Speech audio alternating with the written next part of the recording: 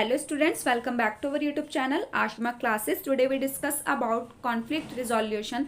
Last video में हमने देखा what is conflict and types of conflict, तो आप उसे जाकर देख सकते हैं। डिस्क्रिप्शन में मैंने उसका लिंक दे दिया है। तो आज का टॉपिक रहेगा कॉन्फ्लिक्ट रिजोल्यूशन, कि हम कॉन्फ्लिक्ट को किस तरीके से रिजॉल्व कर सकते हैं, कॉन्फ्लिक्ट से किस तरीके से बच सकते हैं। तो देखिए, conflict resolution, a way for two or more parties to find a peaceful solution to a disagreement among them। जब दो या दो से ज़्यादा पार्टीज के बीच कॉन्फ्लिक्ट हो रहा हो, जिस वजह से उनके बीच डिसएग्रीमेंट हो रहा है, अब उस डिसएग्रीमेंट को वो किस तरीके से डील करें, किस तरीके से कोप करें, एक पीसफुल इन्वायरमेंट को किस तरीके से फाइंड करें। अब वो उस पीसफुल सॉल्यूशन को फाइंड करने के लिए जिन भी वेज का यूज़ करेंगी दोनों पार्टीज, उसे हम कहते हैं कॉन्फ्लिक्ट रिजोल्यूशन या कॉन्फ्लिक्ट रिजॉल्व करना। There are 5 basic way of addressing conflict that were identified by Thomas and Kilman in 1976। तो 1976 में थॉमस एंड किलमन ने कॉन्फ्लिक्ट को एड्रेसिंग करने के 5 वेज दिए हैं। फर्स्ट है हमारा avoidance, second collaboration, third compromise, fourth competition, fifth accommodation. एक एक करके हम सबको डिटेल में जान लेते हैं। First, avoidance, take a step back from the conflict and let it play out. It means जब दो पार्टीज हैं, फॉर एग्जाम्पल आपका फ्रेंड और आप हैं, ठीक है, आपके फ्रेंड ने बोला कि हम कल पिकनिक जाएंगे, हमारी क्लास कल पिकनिक जा रही है। आप कह रहे हैं आपकी क्लास 2 दिन बाद पिकनिक जा रही है। तो आप लोगों ने टीचर की बात को सही से सुनी नहीं है, जिस वजह से आप दोनों के बीच कॉन्फ्लिक्ट अराइज हो रहा है। तो आपने क्या करा, आप वो कह रहा है कल, आप कह रहे हैं कि 2 दिन बाद, ठीक है।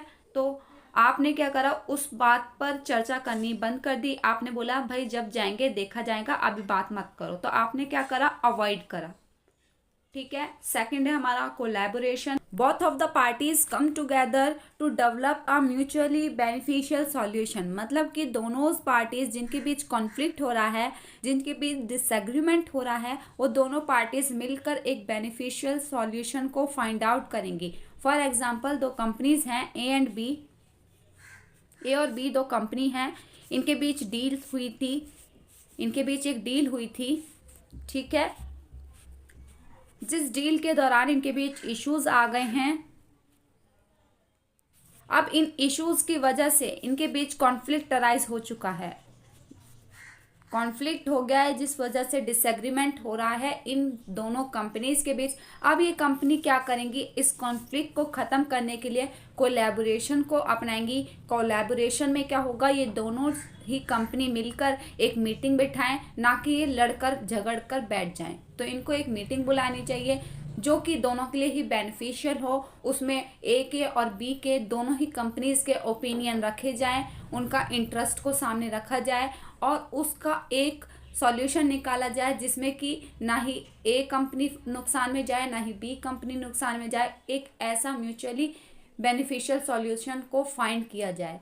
तो इस कॉन्फ्लिक्ट को ख़त्म करने के लिए इन्होंने दोनों ने क्या करा, मिलकर अपने अपने ओपिनियंस सामने रखे, एक मीटिंग बुलाई, तो कॉन्फ्लिक्ट को पूरी तरीके से ख़त्म करना चाहा। तो ये एक बेस्ट वे होता है कॉन्फ्लिक्ट को ख़त्म करने का। नेक्स्ट है हमारा compromise, find a middle ground solution in which each party is partially satisfied. इसमें क्या होता है, एक पार्टी फुल्ली सेटिस्फाइड हो रही होती है, जबकि दूसरी पार्टी उस एग्रीमेंट को लेकर, उस डिसीजन को लेकर पार्शियली सेटिस्फाइड होती है। मतलब कि एक पार्टी की पूरी शर्तें मानी जा रही है, उसकी पूरी डिमांड पूरी करी जा रही हैं, जबकि दूसरी पार्टी की बस थोड़ी बहुत ही बात मानी जा रही है।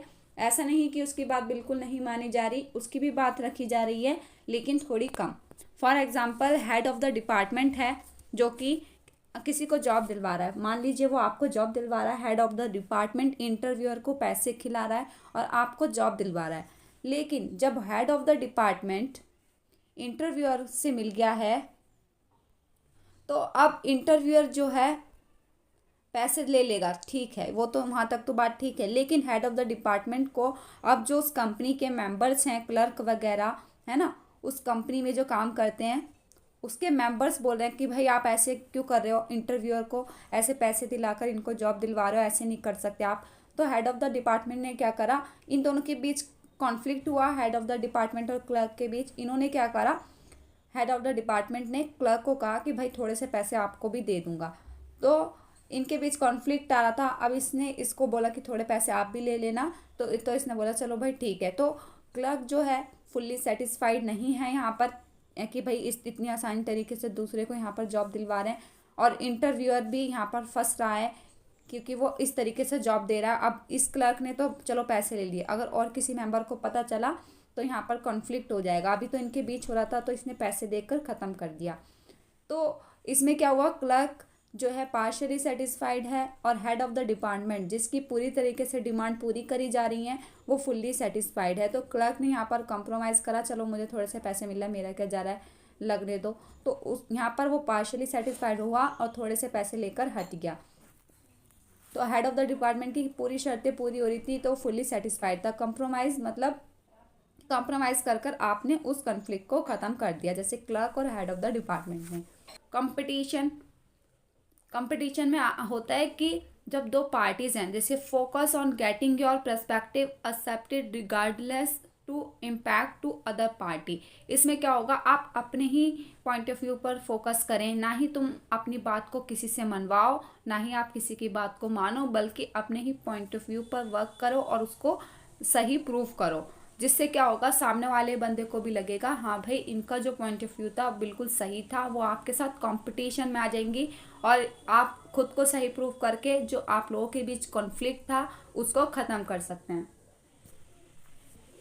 Accommodation, accept the perspective of other party to resolve the conflict. आपने दूसरे के पर्सपेक्टिव को एक्सेप्ट कर लिया है। फॉर एग्जाम्पल, जैसे कि आप पिकनिक का मैंने एग्जांपल दिया था आपको, आप बोल रहे थे कि 2 दिन बाद पिकनिक जा रहे हैं, पर आपका फ्रेंड बोला था कि हम कल ही पिकनिक जा रहे हैं। तो आपने उसके पर्सपेक्टिव को एक्सेप्ट कर लिया, आपने बोला चलो भाई हाँ कल ही जा रहे हैं, आपने बात को ख़त्म कर दिया। तो आपने उसकी बात को मान लिया। जब कोई भी पार्टी सरेंडर कर जाती है, अपने पॉइंट ऑफ व्यू को बिल्कुल सरेंडर कर देती है, दूसरे की बात को मान लेती है, उसके लिए एग्री कर जाती है, उसे कहते हैं हम अकोमोडेशन करना या अकोमोडेट करना। आई होप आप लोगों को वीडियो हेल्पफुल लगी हो। वीडियो हेल्पफुल लगी हो तो please like, share and subscribe.